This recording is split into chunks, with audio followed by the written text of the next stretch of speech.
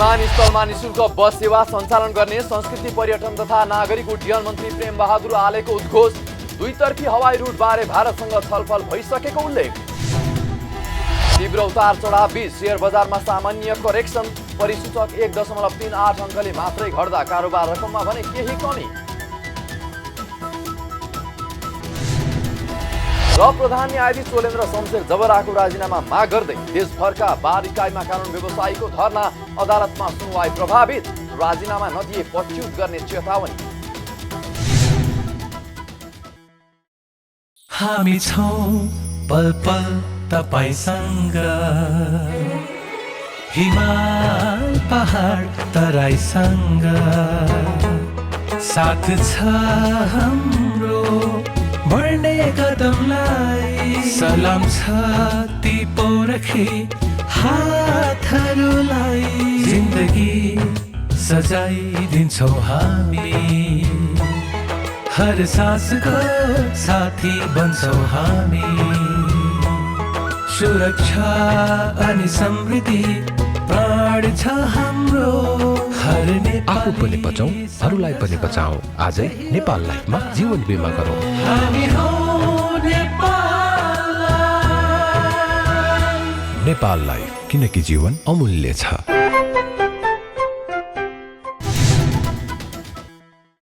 नमस्कार, कारोबार समाचारमा स्वागत छ। अब समाचार विस्तारमा। संस्कृति पर्यटन तथा नागरिक उड्डयन मन्त्री प्रेम बहादुर आलेले आन्तरिक तथा बाह्य विमानस्थलमा निशुल्क बस सेवा सञ्चालन गर्ने बताउनु भएको छ। आइतबार नेपाल प्रज्ञा प्रतिष्ठान प्राज्ञ सभाको 36औं बैठकको समुद्घाटन समारोहमा मन्त्री आलेले आन्तरिक र बाह्य विमानस्थलमा सटल बस सेवा सञ्चालन गर्ने बताउनु भएको हो। उहाँले यात्रुहरूले विमानको भन्दा धेरै ट्याक्सी भाडा भएको गुनासो बढेको भन्दै अब विमानस्थलमा 4वटा सटल बस निशुल्क सञ्चालन गरिने बताउनुभयो। मन्त्री आलेले मजदुरहरूको लागि विमानस्थलमा विश्राम घरको निर्माण गर्न निर्देशन दिएको पनि बताउनुभयो। उहाँले भारतीय समकक्षीसँगको भेटमा नेपाललाई भारत लगायत मध्य पूर्व र पश्चिमी मुलुकहरूसँग जोड्ने पश्चिमतर्फको हवाई रुटलाई दुईतर्फी बनाउन पनि आग्रह गरेको बताउनुभयो। विदेश जाने हाम्रा श्रमजीवी मजदुरहरूलाई को निमित्त एउटा छुट्टै विश्राम घरको निर्माण गर्ने भनेर मैले निर्देशन दिइसकेको छु। त्यति मात्र नभएर आज हरेक व्यक्तिहरूले के भन्न थालेका छन् भन्दा प्लेन भन्दा ट्याक्सी महँगो भयो भन्ने खालको गुनासो आएको हुनाले अब हामी एउटा सटल बस छिटै डोमेस्टिक एयरपोर्टमा र इन्टरनेसनल एयरपोर्ट काठमाडौँमा 4वटा सटल बस हामी सञ्चालन गर्दैछौँ। नेपाल नागरिक उड्डयन प्राधिकरणले निशुल्क हामी चाहिने त्यो सटल बस सेवा सञ्चालन गर्दैछौँ। मैले 2 दिने भ्रमणमा त्यहाँका पर्यटन मन्त्री, सिभिल एभिएसन नागरिक उड्डयन मन्त्री ज्योतिरादित्य सिन्धियाजीसँग मैले आधा घण्टा मेरो भेटघाट भएको थियो। हामीले 1 to 1 मेरो समकक्षी भारतीय मन्त्रीज्यूसँग आधा घण्टा कुरा गरेर यो जुन हाम्रो अहिले लिमा 6 to 6 1 वे छ त्यसलाई 2 वे चाहिँ सञ्चालन गर्नु पर्यो भनेर मैले उहाँलाई आग्रह पनि गरेँ। पर्यटन मन्त्री आलेले भारतीय सिभिल एभिएसन मन्त्री ज्योतिरादित्य एम सिन्धियासँग भारतमा नेपाल वायु सेवा निगमको 2वटा विमान उडान भर्ने व्यवस्था मिलाउन आग्रह गरिएको पनि बताउनुभयो। प्रधानमन्त्री शेरबहादुर देउवाले नेपाली पौरख र नेपाली गौरवभित्र लुकेर बसेका सम्पदाहरूको खोजी र प्रकाशन अहिलेको आवश्यकता भएको औल्याउनु भएको छ। आइतबार नेपाल प्रज्ञा प्रतिष्ठान प्राज्ञ सभाको 36औं बैठक समुद्घाटन समारोहलाई सम्बोधन गर्दै प्रधानमन्त्री देउवाले नेपाली पौरख र नेपाली गौरवभित्र लुकेर बसेका सम्पदाहरूको खोजी र प्रकाशन आजको प्रमुख आवश्यकता भएको बताउनु भएको हो। उहाँले आगामी दिनमा प्रतिष्ठानले प्राज्ञिक अध्ययन अनुसन्धानबाट नेपालको विविध भाषा भाषी, जात जाति, समुदायका मौलिक संस्कृति कलाहरूलाई समेटेर त्यसको संरक्षण, सम्वर्धन र उन्नतिका क्षेत्रमा थप प्रयास गर्ने विश्वास व्यक्त गर्नुभयो। प्रधानमन्त्री देउवाले नेपालका खोला नाला, जात जाति, भाषा भाषी, वेशभूषा लगायतको छुट्टै पहिचान रहेको बताउँदै संस्कृतिको संरक्षणमै देशको सफलता रहेको बताउनुभयो। अनुसन्धानबाट नेपालको विविध भाषाभाषी, जात जाति, समुदायका मौलिक संस्कृति, कला, साहित्यलाई समेत समिति मेरो संरक्षण सम्वर्धन र उन्नयनका क्षेत्रमा थप प्रयास गरिरहनेछ भन्ने मैले विश्वास लिएको छु। यहाँका हिमाल पहाड तराई उपत्यकाभित्र रहेका हरेक खोला खोल्सा रुख चौतारीबाट नदी गुम्बा देवालय आदिको आफूले पनि अमर कथाहरू छन्। प्रत्येक जाति र संस्कृतिसँग जोडिएका नृत्य प्राज्ञिक सामर्थ्यहरू छन्। नेपाली पौरख र नेपाली गौरवभित्र लुकेर बसेका कैयौँ सम्पदाहरू छन्। तिनको खोजी र प्रकाशन आजको प्रमुख आवश्यकता पनि हो। प्रधानमन्त्री देउबाले नेपाल प्रज्ञा प्रतिष्ठानले नेपालको भाषा साहित्य संस्कृतिलाई विश्व सामु चिनाउनु पर्ने बताउनुभयो। उहाँले देश भौतिक रूपमा जति नै सम्पन्न भए पनि देशको सांस्कृतिक पक्ष कमजोर भएमा अपेक्षित सफलता हासिल पार्न नसक्ने समेत बताउनुभयो। चितवन अन्तर्राष्ट्रिय औद्योगिक प्रदर्शनीको 6औं संस्करण पौषको पहिलो साता हुने भएको छ। चितवन उद्योग संघ तथा नेपाल उद्योग परिसंघको संयुक्त आयोजनामा पौषको 2 गतेदेखि 4 गतेसम्म 3 दिन चितवन प्रदर्शनी केन्द्र भरतपुरमा 6औं चितवन अन्तर्राष्ट्रिय औद्योगिक प्रदर्शनी हुन लागेको हो। बुधबार काठमाडौँमा संघ र परिसंघले संयुक्त पत्रकार सम्मेलन आयोजना गरी उद्यमशील विकास र औद्योगिक उत्पादकत्व अभिवृद्धि गर्ने उद्देश्यले गर्न लागिएको प्रदर्शनीमा राष्ट्रिय र अन्तर्राष्ट्रिय गरी 200 भन्दा बढी स्टल रहने जानकारी दिएको छ। प्रदर्शनीमा लघु, घरेलु तथा साना उद्यमी र महिलाका लागि 30 वटा निशुल्क स्टलहरू पनि रहनेछ। यसैगरी प्रदर्शनीमा राष्ट्रिय आविष्कार केन्द्रले आविष्कार गरेका औद्योगिक उपकरणहरूको समेत प्रदर्शनी हुनेछ। निशुल्क प्रवेशको व्यवस्था गरिएको प्रदर्शनीमा ससाना औजार, मेसिनदेखि ठूला उद्योगका लागि अत्याधुनिक यन्त्र उपकरण र पूर्वाधार निर्माणमा प्रयोग हुने यन्त्र उपकरणको पनि प्रदर्शनी हुने परिसंघका उपाध्यक्ष कृष्ण प्रसाद अधिकारीले जानकारी दिनुभयो। यसका साथै प्रदर्शनीमा स्वदेशी र विदेशी उद्योगीहरू बीच प्रत्यक्ष भेटघाट छलफल हुने भएकाले ब्रान्ड विस्तार तथा अनुभव आदान प्रदान सहित औद्योगिक ज्ञान अभिवृद्धिको महत्त्वपूर्ण अवसर हुने पनि उहाँले बताउनुभयो। संसारभरि नै के त भन्दा एक्सपो इन्टरनेसनल एक्सपोहरू चाहिँ पर्यटनको पनि सब प्रवर्धन गर्ने पनि ठुलो माध्यमको रूपबाट बनिरहेको छ। नेपालबाट जो चाहिँ करोडौँ रुपियाँ चाहिँ हिजो चाहिँ हामीले चाहिँ विदेशी रहेको थियो चाहिँ यस्ता किसिमका कार्यक्रमहरू अवलोकन गर्नको लागि त्यो कार्यक्रमहरू चाहिँ नेपालमा लिएर आएर एउटा त नेपालकै चाहिँ आन्तरिक रूपबाट सबै स्तरका साना मझौला ठुला सबै चाहिँ यसका चाहिँ उद्योगपतिहरू यसका उपभोक्ताहरू चाहिँ त्यसमा लिएर गएर अवलोकन गर्न सकिने र युवा उद्यमीहरू जसले यसलाई अवलोकन गरेर चाहिँ विभिन्न किसिमका चाहिँ योजनाहरू तयार गरेर चाहिँ नेपाललाई चाहिँ एउटा आर्थिक हबको रूपबाट विकास गर्न सकिने र अर्को चाहिँ नेपालीहरूले चाहिँ पर्यटनको रूपबाट पनि यो हेर्नको लागि र नेपालमा अवलोकन गराउनको लागि चाहिँ विभिन्न कम्पनीहरू नेपालमै आउने र त्यसले पर्यटनको प्रवर्धन गर्न सकिने चाहिँ अवस्था भएको कारणले गर्दाखेरि यो कार्यक्रमको चाहिँ आयोजना गरिएको हो। नेपालभित्र रहेका चाहिँ सबै चाहिँ उद्यमशीलतासँग नजिक रहेका प्रविधि र चाहिँ यो परिष्कृत संस्करण हेर्नको लागि सबैजना अवलोकन गर्नको लागि पुग्नुहुन्छ र दोस्रो के त भन्दा यसको लागि भनेर इन्टरनेसनल्ली पनि नेपालमा विभिन्न एउटा टेक्नोलोजीहरू चाहिँ ट्रान्सफर गर्न B2B मिटिङको लागि भनेर चाहिँ विदेशबाट पनि एउटा चाहिँ धेरै चाहिँ सहभागी हुने अवस्था रहेको कारणले गर्दाखेरि त्यो कार्यक्रम आयोजना पुसको 2 गतेबाट 4 गते या डिसेम्बर 17बाट 19 सम्म चाहिँ आयोजना हुन गइरहेको छ। पत्रकार सम्मेलनमा आविष्कार केन्द्रका अध्यक्ष महावीर पुनले देशको सेवाका लागि केही योगदान गर्न सकिन्छ भनेर आफूहरूले पनि सो प्रदर्शनीमा भाग लिने निर्णय गरेको बताउनुभयो। हामी चाहिँ उद्योग नहुँदै पनि हामीले कसरी भाग लिने के आधार छ भन्ने कुरा चाहिँ म प्रश्न पार्न चाहन्छु। रिसर्च इनोभेसन हैन डेभलपमेन्ट R&D जस्ता कुराहरू नगरिकन कहीँ पनि संसारमा उद्योग अथवा इन्डस्ट्री उद्यम भन्नेको विकास हुँदैन। कसैले उद्यमी हुन चाहन्छु म उद्योग स्थापना गर्न चाहन्छु भनेर साहस गरेर चाहिँ काम गर्न चाहिँ अगाडि बढ्छ भने त्यस्तो किसिमको उद्यमीहरूलाई साहसी उद्यमीहरूलाई चाहिँ त्यो आफूले उनीहरूले आँटेको कुरा उनीहरूले गर्न चाहेको कुरा कुन विषयमा उद्यम गर्ने हो, चाहे कृषिमा हुनसक्छ, कुनै यन्त्रमा हुनसक्छ, कुनै कारखानामा कुनै चिजमा हुनसक्छ, त्यो के अरे उद्यम गर्नको लागि गर्नुपर्ने अनुसन्धान तथा विकास गर्नलाई चाहिँ सहयोग गर्ने र उनीहरूलाई उद्यमी बनाउने, उद्योगी बनाउने भन्ने चाहिँ हाम्रो मुख्य उद्देश्य हो। सङ्घले उद्योगीहरूलाई प्रोत्साहित गर्न प्रदर्शनीलाई निरन्तरता दिन लागेको पनि बताएको छ। प्रदर्शनीमा उत्कृष्ट हुने लघु, घरेलु तथा साना उद्यमीहरूलाई पुरस्कार सहित सम्मान गरिनेछ। चितवन अन्तर्राष्ट्रिय औद्योगिक प्रदर्शनी हरेक वर्ष हुने गरेको छ।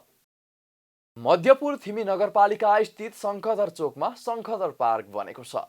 मध्यपुर थिमी नगरपालिका र काठमाडौँ महानगरपालिकाको साझेदारीमा निर्मित शङ्खधर पार्कको उद्घाटन आइतबार एक कार्यक्रमका बीच काठमाडौँ महानगरपालिकाका प्रमुख तथा उपत्यका नगरपालिका फोरमका अध्यक्ष विद्या सुन्दर स्वाक्यले उद्घाटन गर्नुभयो।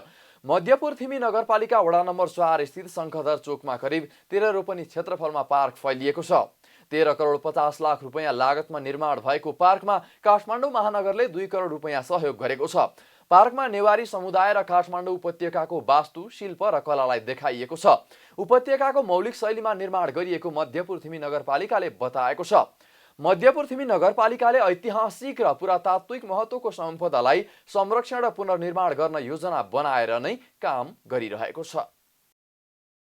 सरकारले खर्च गर्न नसकेर बजारमा तरलता अभाव हुनुमा धेरै पुँजीगत बजेट भएका मुख्य 5 मन्त्रालय दोषी देखिएका छन्। पुँजीगत बजेटको ठूलो हिस्सा ओगट्ने 5 मन्त्रालयले समयमा नै बजेट खर्च गर्न नसक्दा हरेक आर्थिक वर्ष चाहिँ चालु आर्थिक वर्षमा पनि बजेट प्रगति सुस्ताएको भन्दै अर्थ मन्त्रालयले पनि त्यसप्रति चासो देखाएको छ। सरकारले बजेट मार्फत भौतिक तथा पूर्वाधार मन्त्रालयलाई 1 खर्ब 52 अर्ब, ऊर्जा जलस्रोत तथा सिँचाइ मन्त्रालयलाई 38 अर्ब, शहरी विकास मन्त्रालयलाई 28 अर्ब, खानेपानी मन्त्रालयलाई 24 अर्ब र स्वास्थ्य तथा जनसङ्ख्या मन्त्रालयलाई 15 अर्ब रुपैयाँ पुँजीगत बजेट विनियोजन गरेको थियो।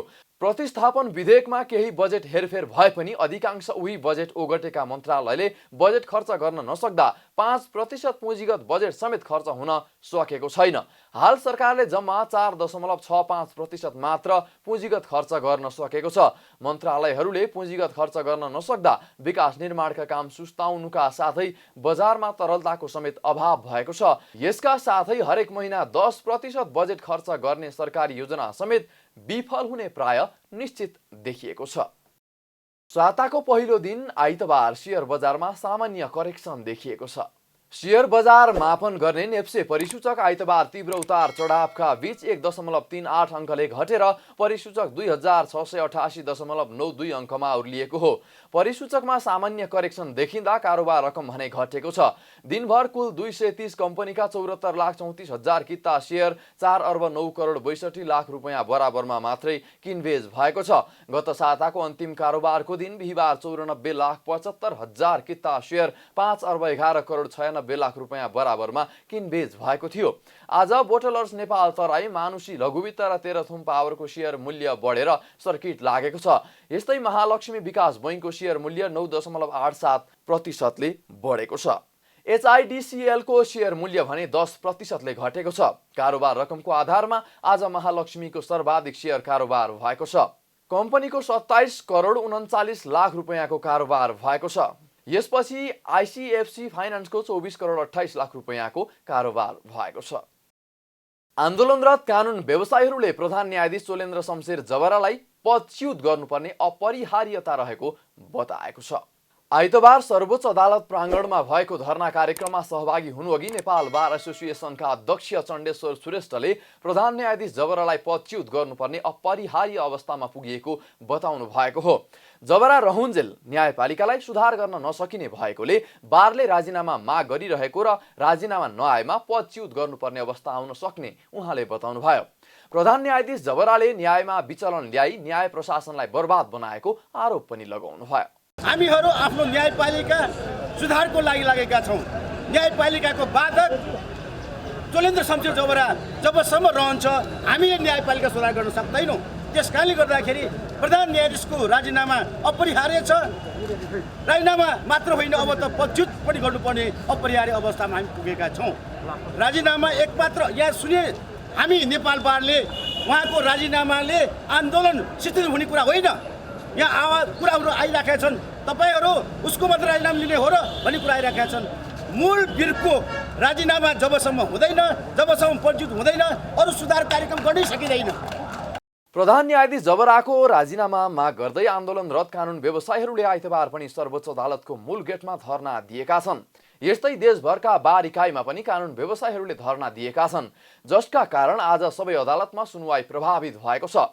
सर्वोच्चको परिसरमा कानुन व्यवसायीहरूले धरना दिइरहेको समयमा सर्वोच्च परिसर बाहिर बार एसोसिएसनको विरुद्धमा केही व्यक्तिहरूले नाराबाजी गरेका थिए।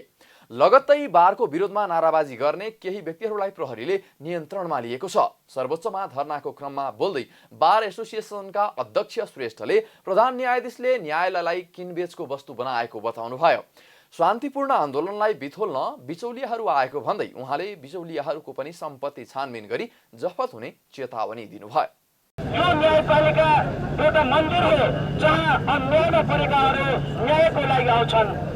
न्याय किनबेचको वस्तु होइन, तर जोलेन्द्र शमशेर जबराले न्यायलाई किनबेचको वस्तु बनाएको छ। भर्खरै तपाईँहरू देख्नुभयो, जोलेन्द्रले आफू त लुकेको छ। उहाँले बिचौलियाहरूलाई हाम्रो कार्यक्रमलाई, शान्तिपूर्ण कार्यक्रमलाई बिथोल्नको लागि यहाँ जो आउनु भएको छ, उहाँहरू होस गर्नुहोस्। तपाईँहरूको माइती भागिसकेको छ। तपाईँहरू फेरि यस किसिमबाट त्यस्तो पनि काम नगर्नुहोस्। तपाईँहरूले बिचौलिया गरेर जे कमाउनु भएको छ, त्यो कमाएको धन पनि काबु राख्नु होइन। अब यस्तो रूपमा सरकारले बुझाउन अनुरोध गर्दछु।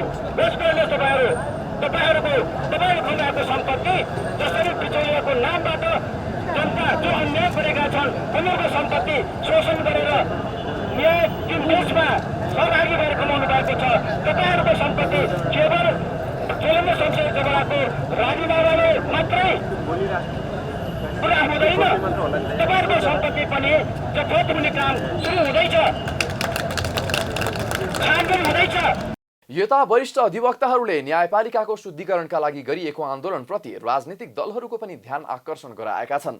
यसका साथै प्रधान न्यायाधीश जबराले राजीनामा नदिए उहाँलाई प्रधान न्यायाधीशको कुर्सी छुन नदिने अवस्था आउन सक्ने चेतावनी समेत दिएका छन्। परिवर्तनको जुन माग हामीले गरिराखेका छौँ, त्यसलाई यदि राजनैतिक दलहरूले बिर्सने हो भने उहाँहरूले धेरै ठुलो मूल्य चुकाउनुपर्छ। आजसम्म म उहाँहरूलाई याद गराउन चाहन्छु, 2046 सालमा होस् या 2063 सालमा होस्, बार एसोसिएसनले यो व्यवस्था अब चाहिँदैन भनेर सडकमा निस्केको एक हप्ताभित्र राजनीतिक सत्ता र परिणाम तपाईँको परिवर्तन भएको छ। त्यसैले बार भनेको यहाँ उभिएको वकिल मात्र होइन, जनताको नाडी छाम्ने स्पन्दन भएका व्यक्तिहरू हुन्। त्यो चिजमा उहाँहरूले सचेत रहनुपर्छ। साथसाथै अब यो आन्दोलन जुन चरणमा गएको छ, यो सिम्पली एउटा राजीनामाबाट टुङ्गिने छैन। यसले निश्चित व्यक्तिहरूको सम्पत्तिको पूर्ण छानबिन हुनुपर्ने बिन्दुमा नपुगिकन बारले यसलाई चाहिँ रोक्दैन। उहाँलाई भन्यो कि तपाईँ राजीनामा गर्नुहोस् भनेर अहिलेसम्म भन्यो। अब निषेध गर्ने कार्यक्रम भयो, सायद यसपछि भन्नुपर्ने स्थिति आउँछ, कुर्सी डोन्ट टच द चेयर। तपाईँ यति पोल्युटेड हुनुभयो, अब तपाईँले त्यो कुर्सी छुन पनि चाहिँ त्यो कुर्सीप्रतिको अन्याय हुन्छ भन्ने अवस्था आउन सक्छ। बारले सर्वोच्च अदालतको मूल गेटमा धरना दिए पनि प्रधान न्यायाधीश जोलेन्द्र शमशेर जबरा भने वैकल्पिक गेटबाट सर्वोच्च अदालत प्रवेश गर्नु भएको थियो। बारले आफूहरूको आन्दोलन जारी रहेको बताएको छ। सामाजिक सद्भाव र शान्ति प्रवर्धनका लागि धर्मगुरुहरूबीच राष्ट्रिय स्तरको अन्तर सांस्कृतिक संवाद कार्यक्रम भएको छ। आइतबार ललितपुरमा आयोजित कार्यक्रममा अन्तर्धार्मिक गुरुहरूले देशमा भइरहेको अन्तर्धार्मिक समस्याहरूको बारेमा संवाद गरेका हुन्। अन्तर्धार्मिक शान्ति महासंघ नेपालको आयोजनामा भएको कार्यक्रममा अन्तर्धार्मिक शान्ति महासंघ नेपालका महासचिव महेन्द्र भट्टराईले बाहिरी प्रभावका कारण देशमा विभिन्न धर्मप्रति भइरहेका हस्तक्षेप र प्रभावको बारेमा छलफल भएको जानकारी दिनुभयो। उहाँले देशमा धार्मिक सामञ्जस्यको खाँचो रहेकोले त्रुटिलाई सच्याउन र समाजमा धार्मिक सामञ्जस्यता कायम गर्नका लागि संवाद कार्यक्रम आयोजना गरेको पनि बताउनुभयो। जुन पूर्वाग्रह छ, क्रिस्चियनहरू चाहिँ नजाति, यिनीहरू चाहिँ डलर खाने, मुसलमानहरू बाहिरबाट परिचालित, अनि हिन्दूहरू जस्तो हिन्दूहरूलाई लागेको आक्षेप चाहिँ यिनीहरू चाहिँ धेरै सङ्ख्यामा छौँ भन्दैमा अरूलाई यिनीहरू चाहिँ के गर्छन्, हेप्दछन् आदि इत्यादि। त यो कुराहरू चाहिँ जति यहाँ बाहिर आइरहेको छ, तपाईँहरूकै प्रेसमा आइरहेको छ, त्यो कुरा चाहिँ सबै सत्य होइन। केही घटीकमी त्रुटिहरू छन् र तिनीहरूलाई पनि हामी सपारौँ र एकअर्काप्रतिको सकारात्मक कुराहरू हामीले राख्न सक्यौँ र राज्यले यसमा चाहिँ लिनुपर्ने जतिको चासो अहिले लिएको छैन। अघि पनि हामीले सुन्यौँ होइन, मानवाधिकार कर्मीहरूले पनि त्यति दिनुपर्ने ध्यान दिन सकेका छन्। मानव अधिकार आयोगले पनि ध्यान दिनुपर्ने जतिको ध्यान दिन सकेको छैन। कार्यक्रमका सहजकर्ता डाक्टर सुभाकर बुढाथोकीले समाजलाई सही दिशातर्फ लैजानका लागि कार्यक्रम आयोजना गरेको बताउनुभयो। उहाँले अन्तर्धार्मिक समुदायका बीचमा अवाञ्छित तत्त्वहरू सक्रिय भएको भन्दै त्यसतर्फ सचेत गराउने कार्यक्रमको लक्ष्य भएको बताउनुभयो। मुलुक बहुधार्मिक मुलुक छ। बहुधार्मिक भइसकेपछि के हो भने धर्मका नाममा चाहिँ अब अवाञ्छित तत्त्वहरूले सक्रिय रहिरहेका हुन्छन्। हामीले चाहिँ कुनै यो धर्मको प्रचारको कुरा गरिरहेका छैनौँ। यहाँ धार्मिक गुरुहरूका बिचमा अन्तर्धार्मिक समुदायका बिचमा सहकार्यको कुरा गरिरहेका छौँ र अन्तर्धार्मिक समुदायका बिचमा सहकार्य भयो भने कुनै पनि समस्यालाई चाहिँ सही रूपमा चाहिँ पहिचान गर्न र समाधान गर्न सहयोग पुग्छ। त्यस कारणले के हो भने समय समयमा चाहिँ अब समाजमा हरेक खालका गतिविधिहरू भइरहेका हुन्छन् र गलत गतिविधिहरूलाई पनि धर्मको आवरण दिएर चाहिँ खास गरी चाहिँ यसलाई चाहिँ बढाइ चढाइ गर्ने प्रवृत्ति हुन्छ। त्यसलाई नियन्त्रण गर्नका लागि धर्मगुरुहरूलाई चाहिँ यो सूचना प्रवाहमा चाहिँ समावेश गरियो र चाहिँ धर्मगुरुहरूका बिचमा सहकार्यको वातावरण निर्माण गरियो भने समस्याको पहिचान गर्न र सही रूपमा चाहिँ समाधान गर्न पनि सहयोग पुग्दछ। कार्यक्रम सहजकर्ता बुढाथोकीले गलत गतिविधिलाई धर्मको आवरण दिएर कुकृत्य हुने गरेको आरोप समेत लगाउनु भयो। कारोबार समाचारमा अब सुन चाँदी र विदेशी विनिमय दर सम्बन्धी जानकारी।